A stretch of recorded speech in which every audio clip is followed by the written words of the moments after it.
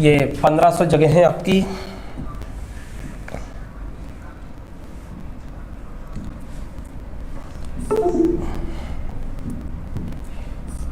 ये 1500 जगह हैं आपकी, 1500 वैकेंसी हैं। ये किसने निकाली है? तो IVPS ने निकाली है आपकी 1500 वैकेंसीज, ये आपकी। और ये 23 सितंबर लास्ट डेट है आपकी, 23 सितंबर ये लास्ट डेट है आपकी, 23 सितंबर। तो ये थोड़ा सा ध्यान रखना है आपको, 23 सितंबर क्या है?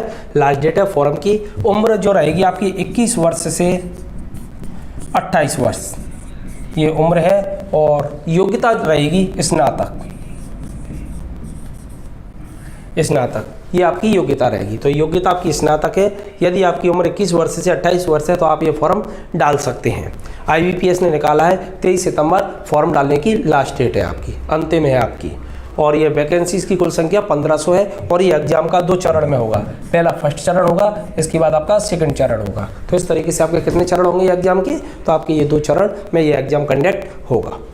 और ये जो आपकी साइट है उस साइट का नाम है www.ivps.in। साइट का नाम क्या है जिस पर आप ऑनलाइन रजिस्ट्रेशन करा सकते हैं? www.ivps.in।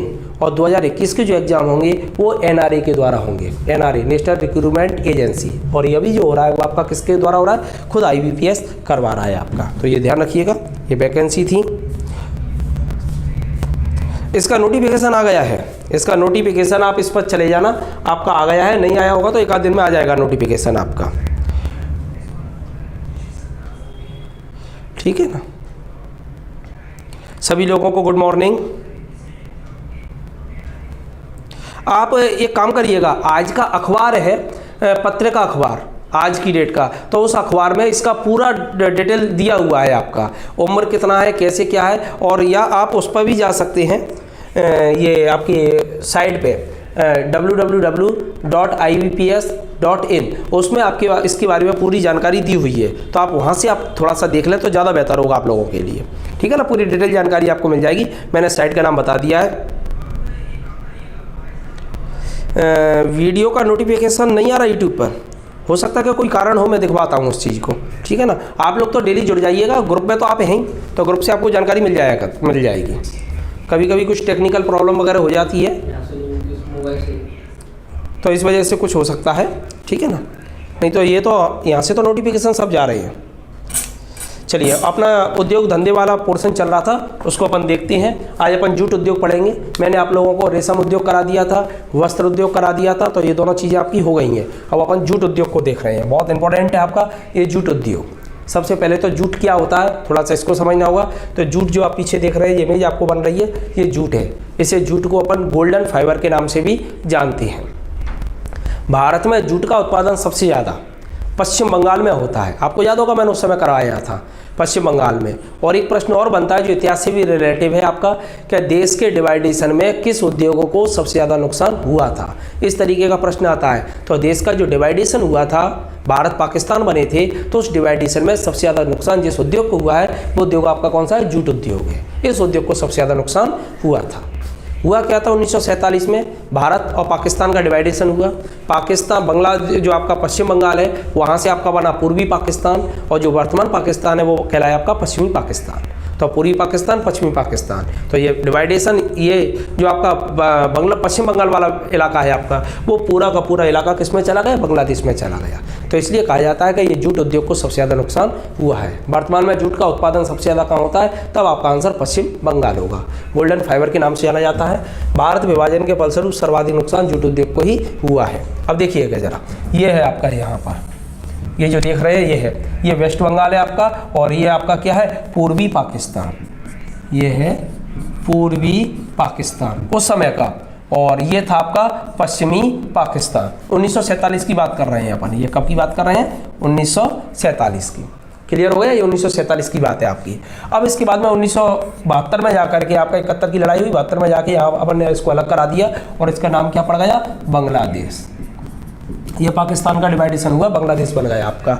अब ये बांग्लादेश जब बना तो यहाँ से इस वाले इलाके को अपन, ये पश्चिम में था आपका, ये पूर्वी हो गया और ये पश्चिम हो गया, ये टोटल मिला के बंगाल था आपका पूरा, तो ये पूर्वी हो गया, ये पश्चिम हो गया, इसलिए इसको अपन नाम देने लग गए पश्चिम बंगाल।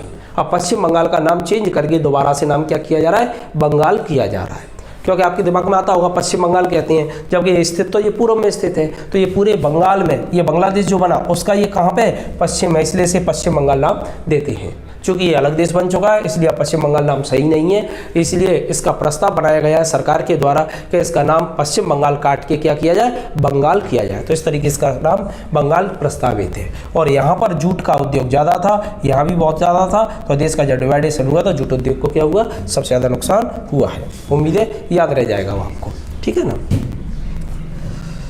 जूट उद्योग में भारत का विश्व में प्रथम स्थान है। तो जूट उद्योग में भारत का कैसा स्थान है, पहला स्थान है। जूट सोने के रेशा के यानी गोल्डन फाइबर के नाम से जाना जाता है।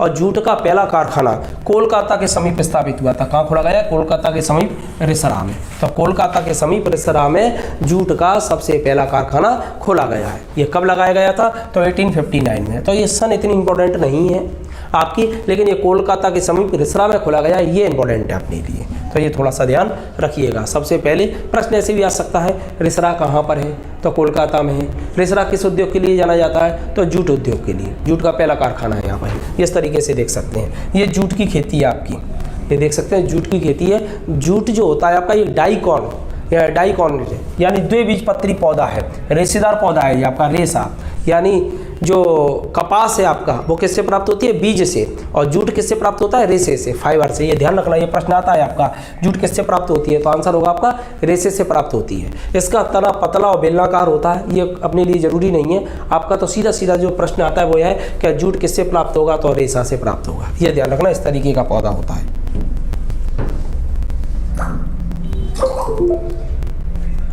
ये देख सकते हैं इस तरीके से जूट की खेती होती है। ये जूट की खेती हो रही है आपकी, ये किसकी खेती है, जूट की खेती है ये आपकी। इस तरीके से जूट की खेती होती है। अब इसको जूट को काट के पानी में डाल दिया जाता है। पानी में डाल करके ये थोड़ा सड़ने लगता है। जब सड़ने लगता है तो इसके रेशों को बाहर निकाल लेते हैं। बाहर निकाल करके इनको सिलते हैं और सिलने के बाद में फिर कारखानों में इनको पहुंचाया जाता है। इस तरीके से ये धागे बनाए जाते हैं और इन धागों के द्वारा बोरी हैं, टाट पट्टी हैं, विभिन्न प्रकार की यूनिट्स हैं, उन सब का निर्माण किया जाता है और इसको गोल्डन फाइबर के नाम से जाना जाता है। ये इस तरीके के ये सब बाई प्रोडक्ट आपके किसके बने हुए हैं, जूट के ही बने हुए हैं। अब देखिए जरा एक फ्लो चार्ट और देख लेते हैं। सोने का रेशा कहा जाता है, गोल्डन फाइबर कह रहे हैं अपन जूट को। पहला स्थान किसका है, भारत का है। सेकंड नंबर पे कौन आता है, तो बांग्लादेश आता है। विभाजन के फलस्वरूप सर्वाधिक नुकसान किसको हुआ है, तो जूट उद्योग को हुआ है। पहला कारखाना कब लगा था, तो 1859 में लगा था। कहाँ लगा था, तो कोलकाता में लगा था। किस जगह पे लगा था, तो रिसरा में लगा था। कुल कारखाने कितने हैं, तो 114 है। आपको संख्या याद नहीं रखनी, केवल ये नाम के लिए है, ये नहीं पूछेगा कुल कारखाने कितने हैं। ये इंपॉर्टेंट अपने लिए। पश्चिम बंगाल पहले नंबर पर कौन है, पश्चिम बंगाल है। और पश्चिम बंगाल में कितने कारखाने काम कर रहे हैं, तो लगभग 102 के समथिंग कारखाने काम कर रहे हैं। संख्या यहाँ भी याद नहीं रखनी है, सबसे ज़्यादा कर रहे हैं, बस इतना याद रखना है। मेन है आपका रिसरा, दूसरा आपका बाली और तीसरा आपका टीटागढ़। ये तीनों के तीनों जो केंद्र हैं ना आपके, ये जूट उद्योग के हैं। यहाँ जूट का कारखाने हैं आपके। रिसरा तो पहला ही आपका, सेकंड बाली हो जाता है, टीटागढ़ हो जाता है। इसके अलावा ये पश्चिम बंगाल में ये टीटागढ़ है ना, ये कागज़ के लिए भी जाना जाता है। यदि हो सकता है कि वहाँ पर कागज़ नाम दे दिया जाए, क्या कागज़ उद्योग के लिए कौन सा जाना जाता है, और उसमें टीटागढ़ ना हो, तो आंसर आपका टीटागढ़ सही है। क्योंकि ये टीटागढ़ में आपका जूट भी है और टीटागढ़ में आपका कागज़ भी है, तो दोनों हैं आपके यहाँ पर। इसके बाद में सेकंड नंबर पर आपका आंध्र प्रदेश आता है। यानी आपसे यदि प्रश्न ऐसे आ जाए कि बताइए जूट उद्योग के 3 राज्य कौन कौन से, नंबर प्रथम, तो पहले नंबर पे पश्चिम बंगाल है, सेकंड नंबर पे आंध्र प्रदेश है और थर्ड नंबर पे आपका उत्तर प्रदेश है। तो पहला, दूसरा, तीसरा, इस तरीके से क्रम आपका तैयार हो जाएगा। और जूट का अंतर्राष्ट्रीय स्तर का जो संगठन है आपका, वो आपका ढाका में है।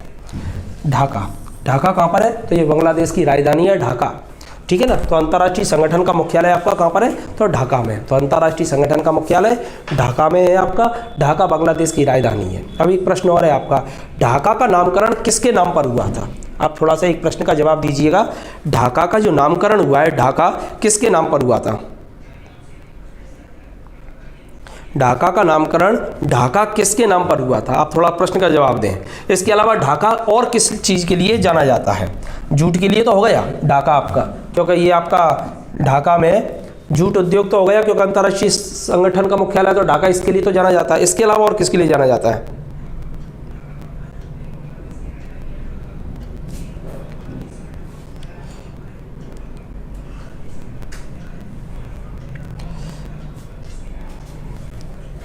मध्य प्रदेश में रेशम का प्रोडक्शन है नहीं, थोड़ी बहुत मात्रा में जो होता है आपका वो तो टसर वाला है, आपका टसर रेशम है आपका, छत्तीसगढ़ वाले बेल्ट में होता है, अपने यहाँ पे नहीं है। अभी बताता हूँ आपको, अभी पुलिस वैकेंसी पर अभी अपन चर्चा करेंगे, पहले ये थोड़ा सा टॉपिक हो जाए फिर अपन पुलिस वैकेंसी पे भी चर्चा करेंगे। अवधेश भैया गुड मॉर्निंग। जरा मैंने एक प्रश्न किया है आपसे और वो प्रश्न ये किया है कि ये ढाका का नामकरण किसके नाम पर हुआ है, और दूसरा प्रश्न था आपका ये ढाका किसके लिए जाना जाता है, तो थोड़ा सा बताएं। जैसे अपने ये टीटागढ़ है तो टीटागढ़ कागज़ के लिए जाना जाता है, ठीक है ना। ऐसी जो आपका ढाका है ये किस और चीज़ के लिए जाना जाता है और ढाका का नामकरण किसके नाम पर हुआ, ठीक है मैं बता रहा हूँ। ढाका का नामकरण एक देवी के नाम पर हुआ है और उस देवी का नाम था ढाकेश्वरी देवी। तो ढाकेश्वरी देवी का मंदिर कहाँ है, प्रश्न यदि आपसे ऐसे आता है तो वो ढाका में स्थित है। कहाँ पर है? ढाका में। ध्यान रखना जरा, ढाकेश्वरी देवी का मंदिर है, ढाकेश्वरी देवी। ये ढाकेश्वरी देवी का जो मंदिर है वो ढाका में है आपका, तो इसी के नाम पर इस इलाके का नाम क्या पड़ा था? ढाका पड़ा था। और ये ढाका जो है ना एक चीज़ के लिए और जाना जाता है, वो है आपका कालीन उद्योग। कालीन उद्योग के रूप में किसे जाना जाता है? ढाका को जाना जाता है। और मध्य प्रदेश में कालीन उद्योग के रूप में मुरैना को जाना जाता है, ये ध्यान रखना। हाँ मस्जिद,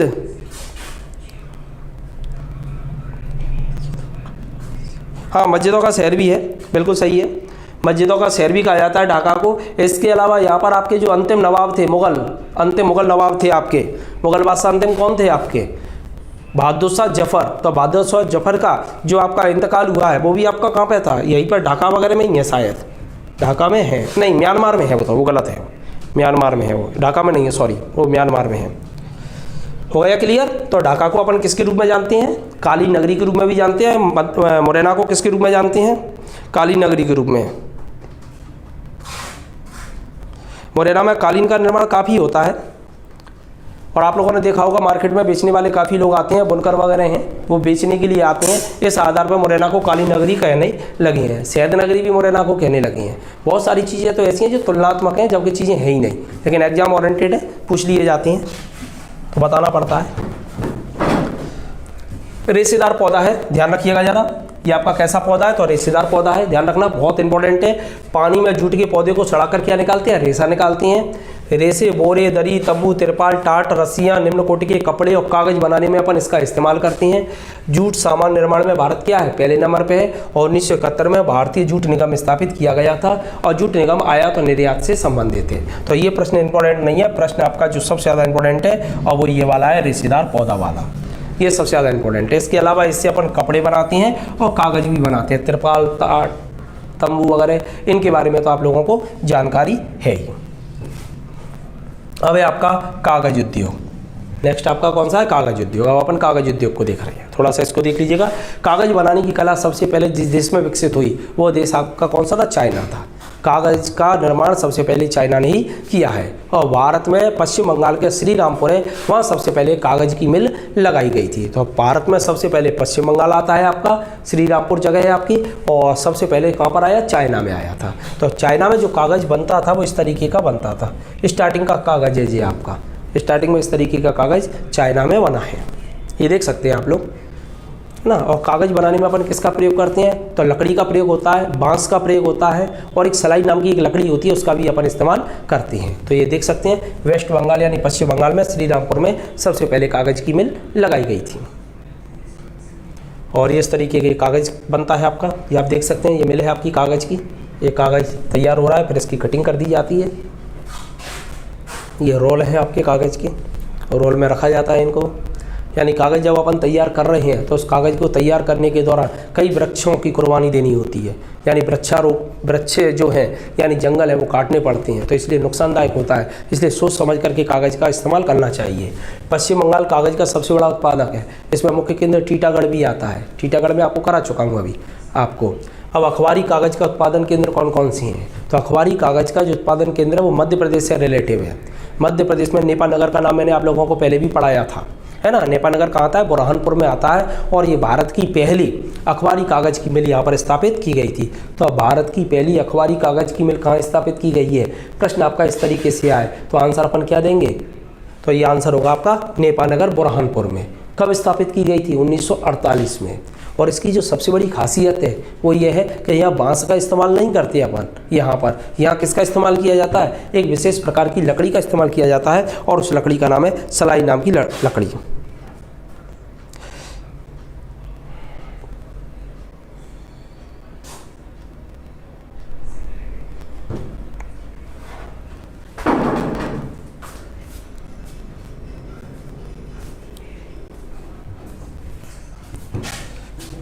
सलाई नाम की लकड़ी का इस्तेमाल किया जाता है। अपन देख सकते हैं मध्य प्रदेश का ये नक्शा है। मध्य प्रदेश में यहाँ पर स्थित है आपका बुरहानपुर।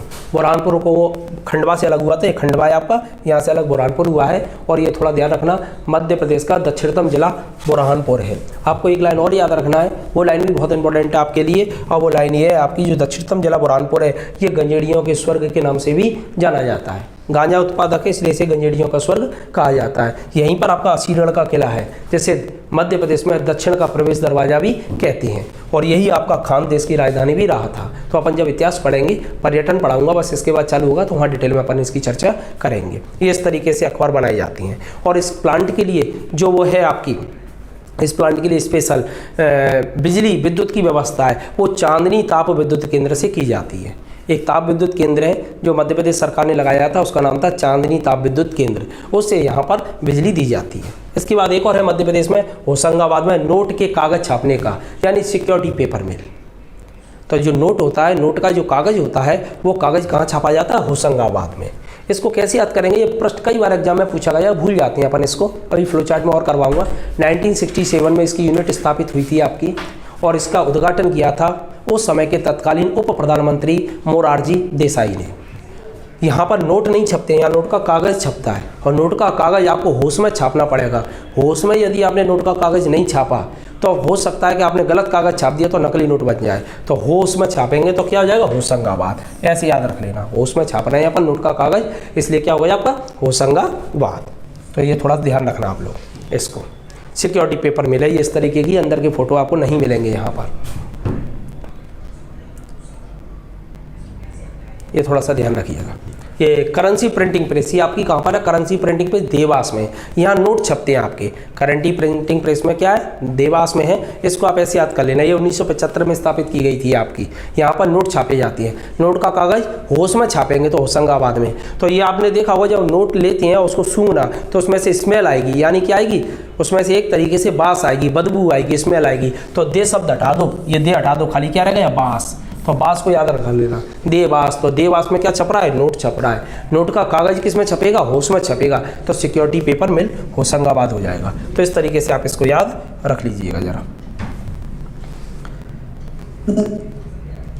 और ये ओरिएंटल पेपर मिल अमलाई, ये आपका निजी क्षेत्र की, ये प्राइवेट है अमलाई। ये कहाँ पर है, शहडोल में है। यहाँ पर आपने देखा होगा जिस ओरिएंटल पेपर, जिसको अपन A4 का जो आता है, जिस पर अपन बैठ के काम करते हैं, फोटोकॉपी कराते हैं, वो वाला जो पेपर प्राइवेट वाला है वो आपका कहाँ छपता है, अमलाई शहडोल में छपता है। इसके अलावा एक और है टिश्यू पेपर मिल। टिश्यू माने महीन कागज़ होता है आपका, बिल्कुल बारीक कागज़ होता है, इस तरीके का पतला कागज़ होता है। तो ये टिश्यू पेपर कहाँ बनता है आपका, इंदौर में बनता है। इस तरीके से आपके 4 हो गए। पहला अखबारी कागज़ है, 1948 में है। कहाँ पर है, तो बुरहानपुर में है। सलाई नाम की एक लकड़ी है, इसका इस्तेमाल किया जाता है। और इसके अलावा जो सबसे ज़्यादा इंपॉर्टेंट है, चांदनी ताप विद्युत केंद्र इसके लिए लाइट की व्यवस्था करता है।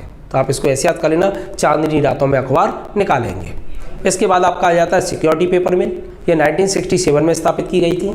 इसकी दूसरी यूनिट 2015 में स्थापित की गई है। पहली यूनिट जो लगाई गई थी उसका उद्घाटन किया था तत्कालीन उप प्रधानमंत्री मोरारजी देसाई ने।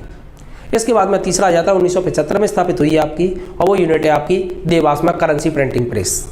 वो बास के नाम पर याद कर लीजिएगा। अगली ओरिएंटल पेपर मिल है आपकी, और एक है टिश्यू पेपर मिल। ओरिएंटल पेपर मिल अमलाई शहडोल में है, ये प्राइवेट है आपकी। और टिश्यू पेपर मिल महीन कागज़ छापने वाला है। ये इस तरीके का होता है। टॉयलेट पेपर वगैरह जो होते हैं आपके, तो आप लोगों ने देखे होंगे, ये सब आपके टिश्यू पेपर ही हैं। ये जो पासवर्ड वगैरह की जो समस्या आ रही है ना, मैंने आपको बताया था वो काम कर रहे हैं उस पर, 1-2 दिन में वो समस्या ख़त्म हो जाएगी आपकी। ये सब चीज़ों को वो दूर कर देंगे, फिर आपको सोमवार तक मेरे को लग रहा है ये टेक्निकल प्रॉब्लम है तो वो शूट आउट हो जाएगी आपकी, ठीक है ना। अभी 1-2 दिन और थोड़ा सा परेशान होना पड़ेगा, फिर ख़त्म हो जाएगी। ये टिश्यू पेपर है आपका। ये अब अपन शॉर्ट में इसका फ्लो चार्ट देख रहे हैं, है ना। कागज़ उद्योग, कागज़ उद्योग में अपन किसका इस्तेमाल करते हैं, तो अपन जानते हैं कागज़ में बांस का इस्तेमाल किया जाता है। बांस को अपन क्या कहते हैं, तो बांस को हरा सोना कहा जाता है, हरा सोना।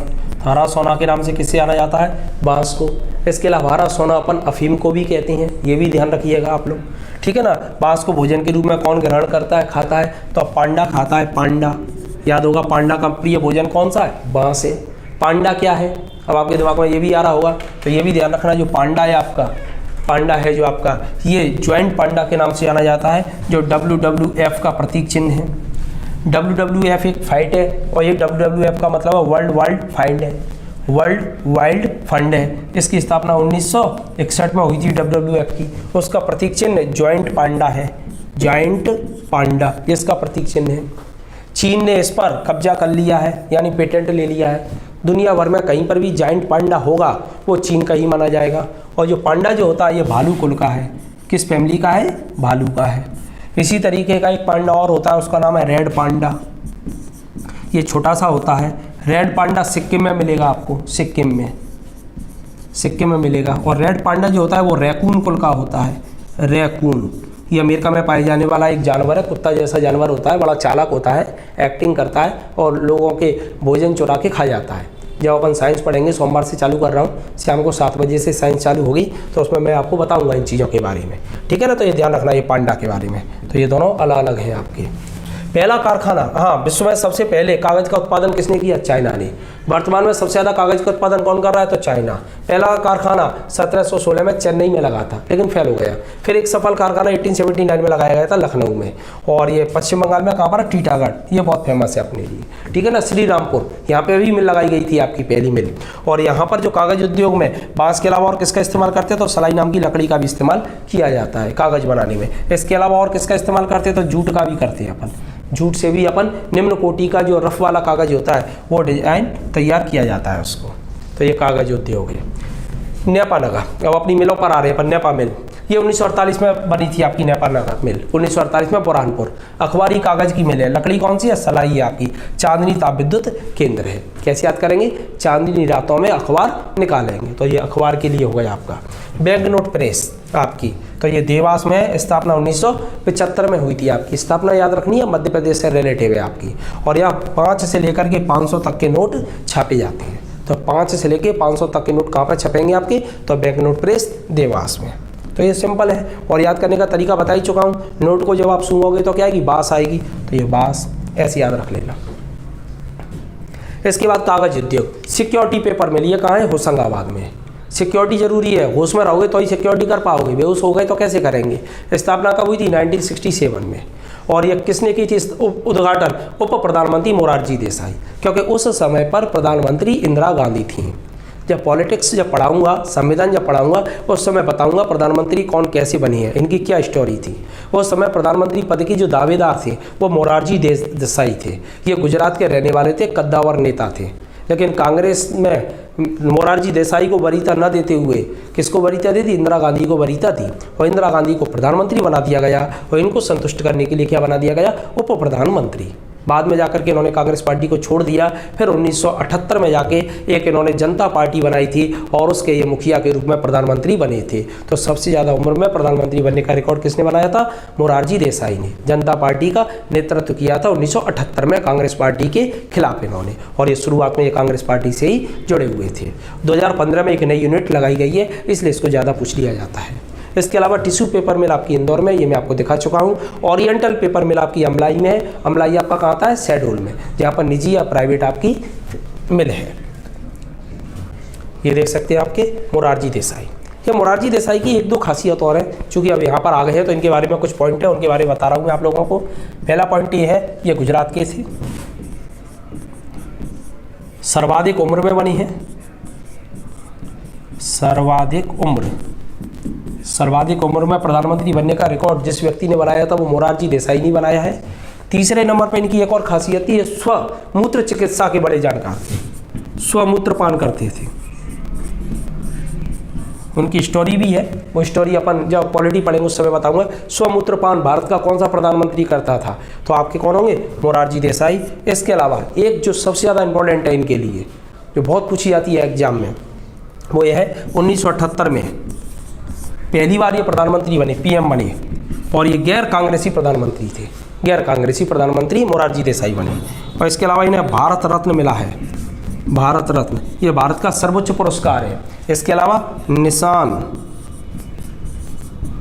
ए इम्तियाज, ये पाकिस्तान का सर्वोच्च पुरस्कार है। भारत का सर्वोच्च पुरस्कार कौन सा है, भारत रत्न है, और पाकिस्तान का सर्वोच्च पुरस्कार निशान ए इम्तियाज है। तो पाकिस्तान का सर्वोच्च पुरस्कार कौन सा है, निशान ए इम्तियाज, और ये भारत रत्न। तो ये दोनों ही, भारत और पाकिस्तान दोनों के ही सर्वोच्च सम्मान से सम्मानित होने वाले एकमात्र नेता कौन है, तो ये मोरारजी देसाई हैं। तो ये ध्यान रखिएगा, बहुत इंपॉर्टेंट है आपके, दोनों से ही, दोनों पर ही आपके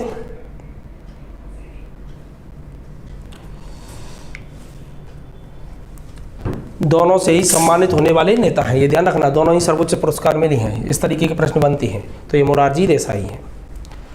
दिया सलाही, माचिस उद्योग को पढ़ रहे हैं अपन, माचिस के बारे में जानते ही हैं। माचिस में घर्षण के लिए अपन लाल फास्फोरस का प्रयोग करते हैं। फास्फोरस दो होता है, एक सफ़ेद फास्फोरस होता है, एक लाल फास्फोरस होता है। तो लाल फास्फोरस का प्रयोग अपन माचिस में घर्षण के लिए करते हैं, और सफ़ेद फास्फोरस का इस्तेमाल अपन किस में करते हैं, चूहा को मारने वाली दवाइयों में करते हैं। तो ये थोड़ा सा ध्यान रखिएगा, ये इस तरीके का रहता है आपका फास्फोरस। और सबसे ज़्यादा फास्फोरस जो आपकी माचिस है वो बनाई जाती हैं आपकी पश्चिम बंगाल में, और दूसरे नंबर पर मध्य प्रदेश में यदि अपन देखेंगे तो ग्वालियर में। तो पश्चिम बंगाल और मध्य प्रदेश में माचिस का प्रोडक्शन ज़्यादा होता है। अब है आपका शुगर, शुगर यानी चीनी, शक्कर। थोड़ा मीठे की बात करेंगे अपन, अब काफ़ी देर हो गई अन्य चीज़ों को पढ़ते हुए। चीनी उद्योग, आप जानते ही हो चीनी की मिलें सबसे ज़्यादा कहाँ पर है, तो महाराष्ट्र में है, लेकिन उत्पादन सबसे ज़्यादा कहाँ होता है, यूपी में। गन्ना का उत्पादन भी सबसे ज़्यादा कहाँ पर हो रहा है, यूपी में। तो गन्ना और चीनी दोनों के ही मामले में नंबर 1 पे कौन सा राज्य है, तो आप जानते हैं, और वो राज्य का नाम क्या है आपका, और राज्य है वो यूपी। विश्व में यदि अपन बात करते हैं तो कौन हो जाएगा, ब्राज़ील, शक्कर के उत्पादन और चीनी के उत्पादन, उसमें गन्ने के उत्पादन में। तो ये आपका चीनी उद्योग है, थोड़ा सा देख सकते हैं, ये यूपी है आपका, और ये महाराष्ट्र है आपका यहाँ पर, और ये यूपी। सर्वाधिक मिल यहाँ पर हैं, और उत्पादन सबसे ज़्यादा उत्तर प्रदेश में है। मध्य प्रदेश में बात करेंगे तो गन्ना का प्रोडक्शन सबसे ज़्यादा कहाँ पर होता है आपका, तो मध्य प्रदेश में गन्ना का प्रोडक्शन सबसे ज़्यादा नरसिंहपुर में होता है। मैं याद कराने की ट्रिक बता चुका हूँ आप लोगों को पहले। और मध्य प्रदेश में 11 शुगर मिलें हैं आपकी, जिनमें से 2 सरकारी हैं। उनमें से एक सबसे बड़ी है सीहोर में आती है, जिसका नाम है बरलाई, और एक आती है मुरैना जिले में, जिसका नाम है कैलारस। और कैलारस वाली शुगर मिल बंद है। चुनाव आते हैं, उसे चालू कराने का प्रयास किया जाता है, चुनाव खत्म और मिल बंद, ठीक है ना। तो ये आपका गन्ना है, गन्ना अपन पहले भी पढ़ चुके हैं। गन्ना एक वार्षिक फसल है, पौधरोपण फसल है आपकी गन्ना। ब्राज़ील में सबसे ज़्यादा होती है, ये आप ब्राज़ील का देख रहे हैं, सबसे ज़्यादा होती है। रेड शुगर जो लाल हो जाता है ना, लाल सड़न रोग, ये गन्ने में ही होता है आपका। इसके अलावा गन्ने में एक भेदक कीड़ा पाया जाता है, पायरेला, नुकसान पहुंचाता है। ये गन्ने का जूस है, गन्ने के जूस को प्योर पीते हैं तो लिवर के लिए फ़ायदेमंद है। पीलिया के रोग में ये काफ़ी हद तक लाभ पहुंचाता है आपका। ये गन्ना है, इससे शुगर बनती है, शुगर यानी शक्कर बनती है। ये शुगर के प्लांट हैं आपके, इस तरीके के प्लांट रहते हैं शुगर के, ये देख सकते हैं, ये शुगर प्लांट हैं आपके।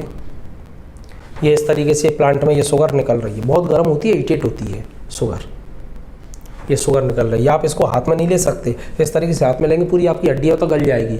और फिर इस शुगर को साफ़ करने के लिए कई प्रकार के रसायनों का प्रयोग किया जाता है। अपन तो केवल एक ही शुगर जानते हैं जो सस्ती मिल जाए, बस वही शुगर अच्छी है, लेकिन शुगर कई प्रकार की होती है, क्रिस्टल, मोटी।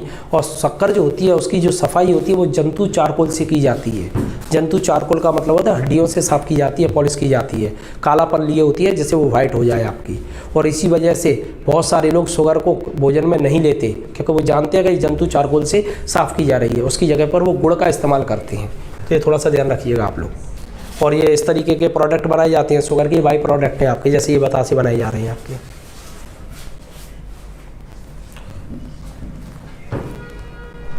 ये बतासे बनाने की प्रोसेस आप देख सकते हैं। देखो ये बतासे बन रहा है, ये बन रहा है आपका बतासा। आप लोगों ने खाया होगा इस तरीके के बतासे वगैरह, और इस समय गर्मी बहुत ज़्यादा पड़ रही हो और किसी को यदि जुकाम हो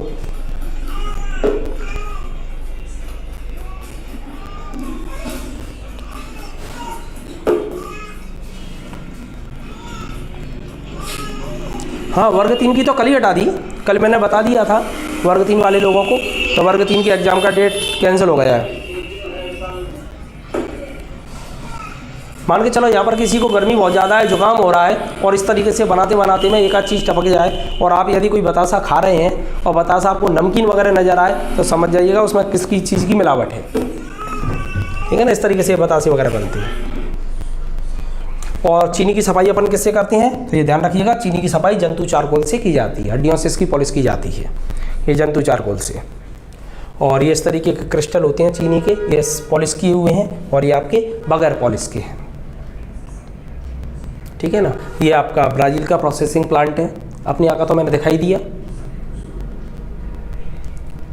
और ये चुकंदर से भी शक्कर बनती है। देखिए शक्कर के 2 सोर्स हो गए आपके, पहला तो गन्ना है जो मेन व्यापक रूप से है, दूसरा आपका चुकंदर भी है। और चुकंदर से शक्कर मध्य प्रदेश में नहीं बनती, ये चुकंदर से शक्कर भारत में केवल राजस्थान में बनती है। और राजस्थान में गंगानगर है आपका शहर, राजस्थान के एक शहर का नाम है गंगानगर, वहाँ पर चुकंदर से शक्कर बनाने का कारखाना है, ये है चुकंदर, इससे शक्कर बनती है आपकी। और शक्कर आपकी एक नदी भी है आपकी, ये नर्मदा नदी की सहायक नदी है। ये आपकी कौन सी, शक्कर नदी, ये नर्मदा की सहायक नदी है। इसका उद्गम छिंदवाड़ा जिले के अमरवाड़ा तहसील से हुआ है और आगे चल करके ये किस में मिल जाती है, नर्मदा नदी में जा करके मिल जाती है आपकी। तो ये आपकी नर्मदा नदी बह रही है, ये आप जो देख रहे हैं ना, ये सॉरी ये जो देख रहे हैं ये नर्मदा नदी है आपकी, इस तरीके से ये जा रही है नर्मदा नदी आपकी और यहाँ से आकर के इस तरीके से मिल रही है ये नदी। ठीक है ना, ये शक्कर नदी है आपकी, तो शक्कर नाम की एक नदी है। शक्कर नाम का एक शहर भी है आपका, शहर भी है। और ये मध्य प्रदेश में आपकी बरलाई, सीहोर, कैलारस, ये 2 याद रखनी है आपको। फ्लो चार्ट देख रहे हैं, गंगानगर राजस्थान,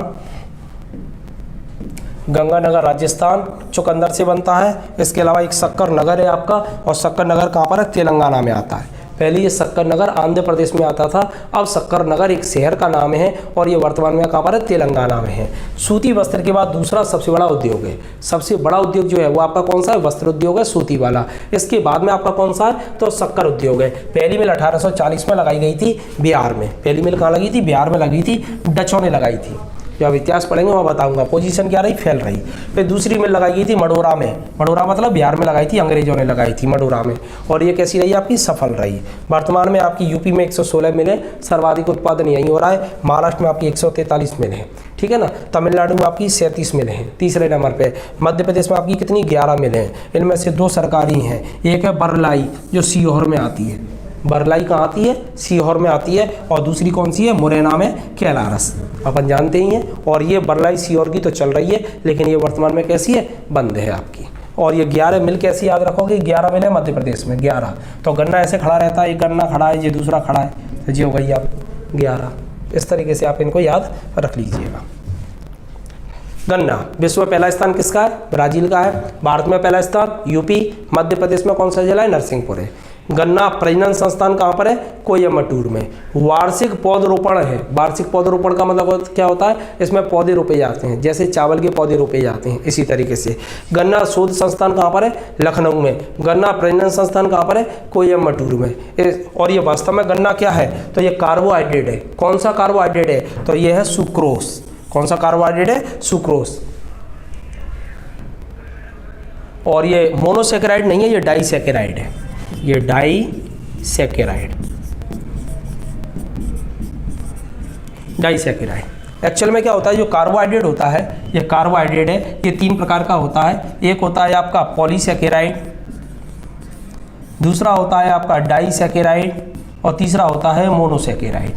मोनो का मतलब होता है केवल 1 यूनिट से मिलकर के बना हो, डाई का मतलब होता है 2 यूनिट से मिलकर के बना हो, और पॉली का मतलब होता है कई यूनिट से मिलकर के बना हो। क्लियर हुआ यहाँ तक आपका। पॉलीसेकेराइड में आपके 3-4 चीज़ आ जाती है, उनमें एक आता है सेल्यूलोज, और सेल्यूलोज आपका क्या है, कोशिका भित्ति के लिए जरूरी है आपका सेल्यूलोज। जानवरों का जो चारा होता है वो सेल्यूलोज होता है, और कपास जो है वो क्या है, सेल्यूलोज है। तो ये पॉलीसेकेराइड का उदाहरण हो गया। इसके अलावा स्टार्च, पौधों का जो रिजर्व भोजन होता है वो स्टार्च है। इसके अलावा आपका ग्लाइकोजन, जंतुओं का जो रिजर्व भोजन होता है वो ग्लाइकोजन है, ठीक है। ठीक है ना, ये हो गया।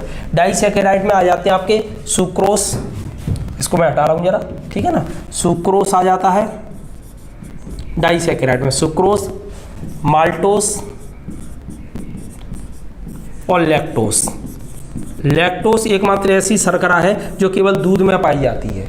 लैक्टोस को मिल्क शुगर के नाम से जाना जाता है। बाद बाकी की जितनी भी शर्करा या कार्बोहाइड्रेट है पेड़ पौधों से मिलेंगे, ये सिर्फ मिल्क से मिलेगी। तो ये सब के सब डाइसैकेराइड है। अब आ जाता है मोनोसैकेराइड। मोनोसैकेराइड में आ जाता है ग्लूकोज, फ्रक्टोज और गैलेक्टोज। गैलेक्टोज ये है आपके मोनोसैकेराइड, यानी एक यूनिट से मिलकर बनी है। इसमें एक एक यूनिट और जोड़ दो आप, जैसे 2 ग्लूकोज कर दो तो आपका कौन सा हो जाएगा, माल्टोस हो जाएगा। 2 ग्लूकोज से माल्टोस है। ग्लूकोज और फ्रक्टोज कर दो तो इसमें सुक्रोस हो जाएगा आपका, ठीक है ना। ग्लूकोज और गैलेक्टोज कर दो तो उसमें लैक्टोस हो जाएगा। उम्मीद है समझ में आ गया होगा। साइंस कराऊंगा तो उसमें डिटेल में और बताऊंगा इनके बारे में। इसको याद करने की एक ट्रिक और बता देता हूं जिससे आपको आगे दिक्कत नहीं आएगी। आप 2 शब्दों को याद रखना। 2 शब्द कौन कौन से याद रखना, एक तो याद रखना सुमाली, ठीक है ना, सुमाली। सु का मतलब क्या हो जाएगा, सुक्रोस। मा का मतलब क्या हो जाएगा, माल्टोस। और ले का मतलब हो जाएगा लैक्टोस। तो सुक्रोस, माल्टोस और लैक्टोस ऐसे याद रख सकते हैं। ये 2 यूनिट वाले होगा यानी डाइसैकेराइड। इसी के नीचे लिख दो फ्रग्लूगे। फ्रग्लूगे, फ्रा का मतलब क्या हो जाएगा, फ्रक्टोस। ग्लू का मतलब क्या हो जाएगा, ग्लूकोज। और गे का मतलब हो जाएगा गैलेक्टोस। ये हो गई आपकी मोनोसैकेराइड यूनिट, यानी एक वाली। ये हो गई डाई वाली। तो इसमें एक एक यूनिट तो ये है। अब इन सब में ग्लूकोज और जोड़ दो, ये ग्लू, फिर यहाँ ग्लू और एक यहाँ ग्लू, ठीक है ना। तो फ्रक्टोस और ग्लूकोज दोनों को मिलाएंगे तो बन जाएगा सुक्रोस। ग्लूकोज और ग्लूकोज दोनों को मिलाएंगे तो बन जाएगा माल्टोस। गैलेक्टोस और ग्लूकोज दोनों को मिलाएंगे तो बन जाएगा आपका लैक्टोस। यानी इन सब में एक एक ग्लूकोज को जोड़ करके यूनिट बना सकते हैं। यहाँ से एक प्रश्न और बन जाता है आपका, वो ये बन जाता है समान यूनिट वाला डाइसैकेराइड कौन सा है। तो समान यूनिट वाला माल्टोस है, क्योंकि ग्लूकोज और ग्लूकोज से मिलके बना है। अलग अलग वाला कौन सा है, तो ये सुक्रोस और लैक्टोस है। तो जो गन्ना है आपका वो क्या है, सुक्रोस है। और सुक्रोस ये किससे मिलकर के बना होता है, तो ये ग्लूकोज और फ्रक्टोस से मिलकर के बना है। क्लियर हो गया। और ये मोनोसैकेराइड नहीं है, यहाँ गलत लिखा है, ये डाइसैकेराइड है।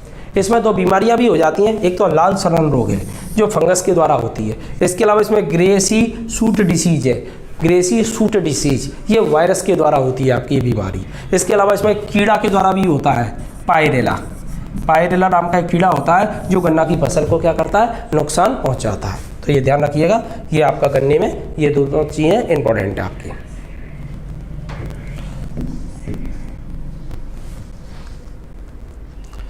ये गन्ना कैसी फसल है तो थोड़ा सा इसको भी देख लेते हैं। ये उष्णकटिबंधीय जलवायु भारतीय मूल का पौधा है, बाहर का नहीं है। पकने की अवधि में यदि पाला पड़ जाए तो गन्ना में शर्करा की मात्रा क्या हो जाती है, घट जाती है। जैसे गन्ना पक रहा है उस अवधि में यदि पाला पड़ जाता है तो उस दौरान क्या होगा, गन्ना में शर्करा की मात्रा घट जाएगी। उच्च तापमान कितना चाहिए, 20 से 26 चाहिए। समुद्री जलवायु की गुणवत्ता में वृद्धि करती है इसकी। समुद्री जो जलवायु होती है वो गन्ना की गुणवत्ता में वृद्धि करती है। और मिट्टी इसके लिए लाल दोमट और लेटेराइट मिट्टी में गन्ना काफ़ी अच्छा होता है। तो ये ध्यान रखना, समुद्री जलवायु मिला हुआ है। समुद्री जलवायु गन्ने की गुणवत्ता में, ये करने नहीं है, ये गन्ना है एक्चुअल में, गन्ना की गुणवत्ता में वृद्धि करती है। समुद्र की जो जलवायु है वो गन्ना की क्वालिटी को सुधारती है। तापमान 20 से 26 चाहिए। पकने की अवधि में पाला पड़ जाता है तो इसकी जो मिठास है वो कैसी हो जाती है, कम हो जाती है। पाला तो आप जानते ही होंगे ना, पाला क्या होता है। अच्छा बता रहा हूँ जरा। पाला एक्चुअल में क्या होता है, आप लोगों ने देखा होगा जब सर्दी पड़ती है, आपकी सर्दी है हो रही है, उस सर्दी के दौरान सुबह के टाइम पर ओस बहुत ज़्यादा पड़ती है, ओस है ना। तो सर्दी के समय पर ओस जो ज़्यादा पड़ रही है और ओस की मात्रा जब बढ़ जाती है और वो पानी के रूप में आ जाती है तो उसी को अपन कहते हैं पाला। उसे क्या कहा जाता है, पाला। सर्दी के समय में ओस की मात्रा यदि बढ़ जाती है तो उसको पाला कहा जाता है। हाँ, ओस की मात्रा बढ़ जाती है। हो गया क्लियर, पाला।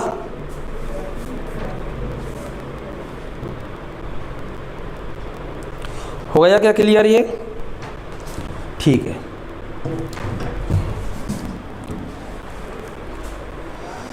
सीमेंट उद्योग, थोड़ा सा सीमेंट उद्योग के बारे में भी यहीं पे चर्चा कर लेते हैं अपन। अगला आ रहा है चूना पत्थर है। सीमेंट उद्योग के लिए बाई प्रोडक्ट यानी कच्चा माल क्या होगा, तो चूना पत्थर, इसके अलावा जिप्सम और कोयला। चूना पत्थर, जिप्सम और कोयला, इन तीनों से अपन मिलकर के क्या बनाते हैं, सीमेंट का निर्माण करते हैं। सबसे पहले सीमेंट का निर्माण कहाँ हुआ, तो ब्रिटेन के पोर्टलैंड में हुआ था। तो सबसे पहले सीमेंट का निर्माण ब्रिटेन के पोर्टलैंड में हुआ है। पहली मिल 1904 में कहाँ लगाई गई थी, चेन्नई में। चेन्नई कहाँ आता है, तमिलनाडु में। तमिलनाडु की राजधानी चेन्नई है। याद तो रहती होगी, नहीं याद रहे तो ऐसे याद रख लेना इसको कि आप लोगों ने देखा होगा तमिलनाडु के लोग क्या पहनते हैं, लुंगी पहनते हैं, पैंट नहीं पहनते, लुंगी पहनते हैं, तहमद सा लगा लेते हैं और उस तहमद या लुंगी में चैन नहीं होती, बगैर चैन के होते हैं, तो चैन नहीं, तो इसको ऐसे याद रख लीजिएगा। और ये मिल कैसी रही, असफल रही, फेल हो गई आपकी। फिर पहली सफल मिल 1912-13 में लगाई गई थी पोरबंदर गुजरात में। कहाँ पे लगाई गई है, पोरबंदर गुजरात में। और ये इंडियन सीमेंट कंपनी लिमिटेड के द्वारा लगाई गई थी। बस आपको इतना याद रखना है। सीमेंट जो है आपका सबसे पहले कहाँ बनाया गया, तो ब्रिटेन में। किस जगह, पोर्टलैंड। सन की जरूरत नहीं है आपको। पहली मिल 1904 चेन्नई में लगाई गई, पोजीशन ये रही, असफल रही। सफल मिल पोरबंदर गुजरात में लगाई गई है। सीमेंट के लिए कच्चा माल चूना पत्थर है, जिप्सम है और कोयला है। सीमेंट के लिए कच्चा माल कौन सा होगा, चूना पत्थर, जिप्सम, कोयला, यानी जहाँ जहाँ चूना पत्थर होगा वहाँ पर सीमेंट उद्योग अच्छा होगा। मध्य प्रदेश में बात करेंगे तो बालमौर है आपका, 1921 में लगाई गई थी। मध्य प्रदेश की पहली सीमेंट फैक्ट्री बामौर है। इसके बाद में कटनी है जो खटाऊ कंपनी के द्वारा लगाई गई थी। फिर मेयर है, मेयर 17 में आता है, बिरला ग्रुप द्वारा लगाया गया है और यहाँ 10% का उत्पादन होता है। इसके अलावा नीमच भी है। तो बामौर, कटनी, मेयर, नीमच, इस जगह पर मध्य प्रदेश में सीमेंट का प्रोडक्शन हो रहा है। उम्मीद है क्लियर हो गया होगा आप लोगों को। इसके बाद इंजीनियरिंग उद्योग है, थोड़ा सा इसको भी देख लीजिएगा आप लोग। इंजीनियरिंग उद्योग, इसमें तिरुचिरापल्ली आता है आपका तमिलनाडु इंजीनियरिंग उद्योग में। तिरुचिरापल्ली तमिलनाडु में है। हैवी इलेक्ट्रिकल्स उद्योग हैं जी आपके, जैसे अपन वेल के नाम से जानती हैं। तो ये 6 हैं आपके प्लांट इंजीनियरिंग उद्योग के। तिरुचिरापल्ली तमिलनाडु में है, नैनी इलाहाबाद में है, रानीपेट ये तमिलनाडु में। तो ये तमिलनाडु में तो हो गए त्रिची और रानीपेट। इसके अलावा पिपलानी ये भोपाल में है आपका, भेलवाला। हैदराबाद आंध्र प्रदेश में है। अब इसे हैदराबाद को अपन आंध्र प्रदेश की जगह तेलंगाना कहेंगे। क्या कहेंगे, तेलंगाना, क्योंकि हैदराबाद की आंध्र प्रदेश की राजधानी अमरावती हो जाएगी 10 साल बाद और तेलंगाना की राजधानी रहेगी हैदराबाद। तो यहाँ तेलंगाना ध्यान रखना। और रानीपुर हरिद्वार में, ये थोड़ा कंफ्यूज करेगा। ये रानीपुर है और ये रानीपेट है। तो रानीपेट तमिलनाडु में और रानीपुर आपका का है, हरिद्वार में है। और ऐसा कौन सा राज्य है जिसमें 2 लगाई गई है, तो वो आपका तमिलनाडु है। पहले आपका उत्तर प्रदेश भी था, क्योंकि ये उत्तर प्रदेश में नैनी भी था और रानीपुर, चूँकि उत्तराखंड में पहुंच गया है जब आपका रानीपुर हरिद्वार, और ये यूपी में रह गया तो अलग हो गया। मध्य प्रदेश में कहाँ पर है, तो पिपलानी भोपाल में है। ठीक है ना, ये इस तरीके के यहाँ पर 1 2 3 4 5 और ये 6 ये पोजीशन है आपकी। 3 उत्तर भारत में और 3 आपके दक्षिण भारत में। और दक्षिण भारत में तो एक ही राज्य में है 2, रानीपेट तिरुचिरापल्ली तमिलनाडु, हैदराबाद आपका तेलंगाना, नैनी आपका इलाहाबाद, रानीपुर आपका हरिद्वार और पिपलानी आपका भोपाल में। ये वेल है, हैवी इलेक्ट्रिकल्स लिमिटेड, वेल। यहाँ पर जो आपकी विद्युत के जो बड़े बड़े उपकरण वगैरह होते हैं उन सब के डिज़ाइन वगैरह तैयार किए जाते हैं और उन्हीं का निर्माण यहाँ पर होता है। विद्युत उपकरणों का डिज़ाइन तैयार होता है यहाँ, वही तैयार होती हैं वेल में। ये देख सकते हैं, ये बड़े बड़े टरबाइन वगैरह ये सब लगाए जाते हैं पिपलानी वगैरह। ट्रांसफार्मर जो विद्युत के होते हैं वो बनाए जाते हैं यहाँ पर। ये रानीपेट तमिलनाडु है आपका। और ये HMT का पूरा नाम है हिंदुस्तान मशीन टूल्स। ये स्विट्जरलैंड के सहयोग से लगाया गया था और वर्तमान में ये बंद हो चुका है, अब बंद है जी इस समय पर HMT। ठीक है ना। इसके बाद विद्युत इंजन आपके भोपाल में बनाए जाते हैं। मध्य प्रदेश के संदर्भ में अपन बात करेंगे तो ये विद्युत इंजन कहाँ बनेंगे, भोपाल में है आपके। ठीक है ना, ये विद्युत इंजन भोपाल का है। इसके अलावा डीजल इंजन की बात करेंगे मध्य प्रदेश में, तो डीजल इंजन मध्य प्रदेश में बनाए जाते हैं आपके स्पेशली इंदौर में। और ये वाष्प एवं विद्युत के इंजन है, ये बनाए जाते हैं पश्चिम बंगाल चितरंजन में। वाष्प विद्युत इंजन है आपके, और ये पश्चिम बंगाल चितरंजन में। ये कपूरथला है आपका पंजाब में। यह सवारी के डिब्बे बनाए जाते हैं, रेलगाड़ी के जो कोच होते हैं जिनमें सवारी बैठती हैं वो वाले डिब्बे बनाए जाते हैं। कपूरथला पंजाब में ये सवारी के डिब्बे बनते हैं। ये कपूरथला पंजाब है आपका। अब ये शॉर्ट में देख लेते हैं। चितरंजन लोकोमोटिव, ये चितरंजन में, चितरंजन कहाँ आता है, पश्चिम बंगाल। यहाँ विद्युत इंजन बनती है, पुराना कारखाना है जी। इंट्रीगल कोच फैक्ट्री, ये पेराम्बूर में है आपका। इंट्रीगल कोच फैक्ट्री का है पेराम्बूर, पेराम्बूर का है तमिलनाडु में है, सवारी के डिब्बे बनते हैं यहाँ पर। रेल कोच फैक्ट्री ये कपूरथला पंजाब में आपकी, रेल कोच फैक्ट्री कहाँ है, कपूरथला पंजाब। यहाँ भी क्या बनते हैं आपके, रेल के डिब्बे बनाए जाते हैं। ये रेलवे की उत्पादक फैक्ट्रियाँ हैं आपकी। ये भारत में रेलवे की उत्पादन इकाइयों में डीजल इंजन, ये पटियाला में बनता है, Patiala diesel engine Patiala. Diesel locomotive ये वाराणसी में है आपका, यूपी में। पहिया कारखाना नवीनतम बनाया जा रहा है, ये छपरा में, छपरा बिहार में आता है, छप छप याद कर लेना। रेल इंजन कहाँ बनेंगे, बिहार में, तो मधेपुरा। ये एक्चुअल में ये दोनों की दोनों जो यूनिट है ना आपकी, जब लालू यादव रेल मंत्री बने थे तब उन्होंने ये दोनों यूनिटों की स्थापना करवाई थी, जो बिहार के थे इसलिए बिहार में ही लगवाई थी। रेल कोच फैक्ट्री आपकी रायबरेली में, उत्तर प्रदेश में। यहाँ पर AC कोच बनती हैं, जो ट्रेनों में जो AC कोच लगाए जाते हैं वो rail coach factory Raebareli UP में बनते हैं आपके, ये थोड़ा ध्यान रखना। इसके बाद जहाजरानी उद्योग आएगा, इस उद्योग को अपन पढ़ेंगे कल।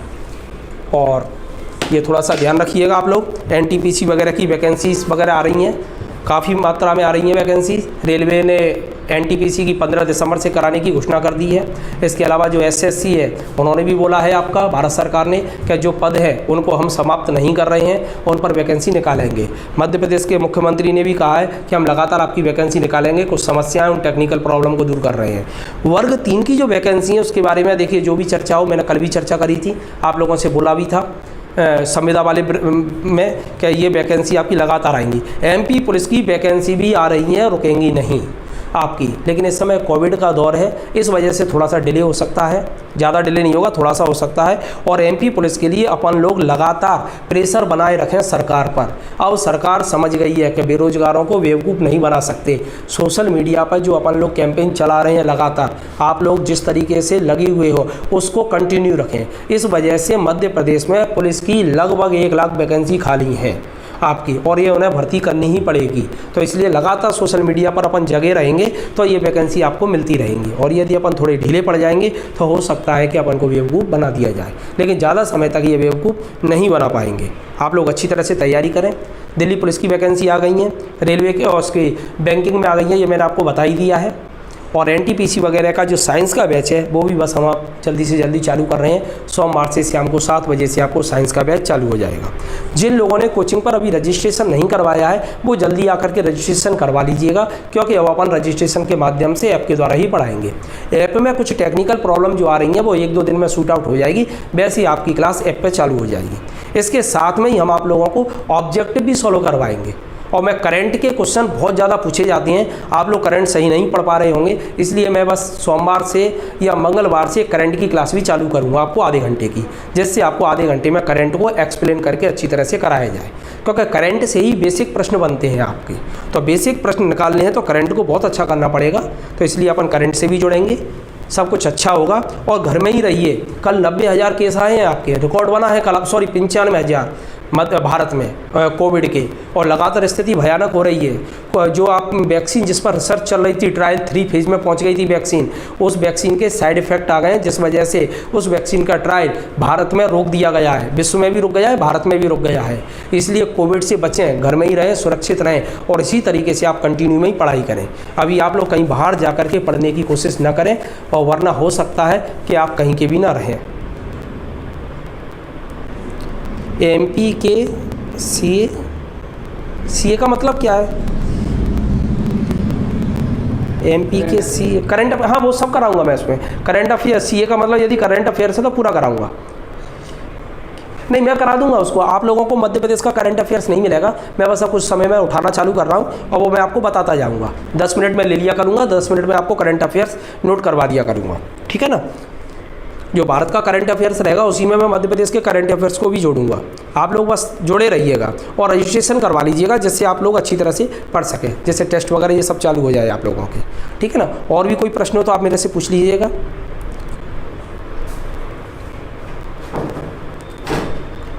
घर में कितने घंटे तक पढ़े ये कोई फिक्स नहीं है। आप बस जब भी आप पढ़ें घर पर तो इस तरीके से पढ़ें कि वो याद हो आपको। 40 या 45 मिनट का आप टाइम फिक्स करें, 45 मिनट से ज़्यादा ना पढ़ें। उसके बाद में फिर आप बंद कर दीजिएगा, 15-20 मिनट का ब्रेक लें, फिर दोबारा से पढ़ें। अपना जो दिमाग होता है ना, वो कंसंट्रेशन केवल 45 मिनट तक करता है, उसके बाद में वो उछटने लगता है। तो आप 45-45 मिनट के छोटे छोटे वो बनाएं और उसमें आप पढ़ाई करें। ऑब्जेक्टिव ज़्यादा से ज़्यादा सॉल्व करें, क्योंकि जितनी ज़्यादा आप ओटी सॉल्व करेंगे उतनी समस्याएं आपकी दूर होती चली जाएंगी। क्या होता है, अपन थ्योरी पढ़ लेते हैं तो जल्दी जल्दी पढ़ जाते हैं तो उसमें गड़बड़ हो जाती है। तो इसलिए मैं ऑब्जेक्टिव की क्लास भी बस आप लोगों के लिए चालू करने वाला हूं, तो उसमें ऑब्जेक्टिव के हिसाब से आप लोगों से सॉल्व करवाऊंगा। तो दोनों तरीकों से अपन करेंगे इसको।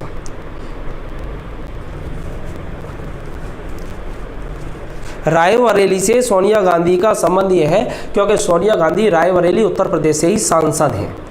सोनिया गांधी जो चुनाव लड़ती हैं उनका जो संसदीय क्षेत्र है वो रायबरेली है, और जो अमेठी है वो था आपका राहुल गांधी का, और इस बार अमेठी से राहुल गांधी चुनाव हार गए। और राहुल गांधी इस बार जो सांसद हैं वो केरल से हैं, केरल से चुनाव जीत के आए थे, अमेठी से हार गए थे। ये मैं टेस्ट सीरीज देखिए जो ऐप वाली है, वो ऐप में जो थोड़ी सी प्रॉब्लम आ रही है वो दूर हो जाएंगी। वैसी ऐप पर आपको डेली मैं टेस्ट सीरीज डालना चालू कर दूंगा, और अपनी यहाँ पर जो लाइव में आपको पढ़ाऊंगा, जैसे आपको आंसर भी पूछता रहूँ, ये मैं कोशिश कर रहा हूँ कि सोमवार या मंगल से चालू कर दूँ। ये अवधेश भैया फ़ोन कर लेना, तो मैं रजिस्ट्रेशन की फ़ीस आपको फ़ोन पे बता दूंगा। आप यहाँ जीएस पर डिस्कस करें तो ज़्यादा बेहतर है। और किसी का कोई प्रश्न हो?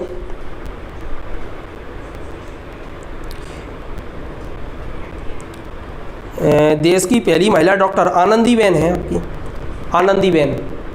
नहीं, आनंदीबेन नहीं, आनंदीबेन तो आपकी राज्यपाल है। आनंदीबाई जोशी ये देश की पहली महिला डॉक्टर हैं।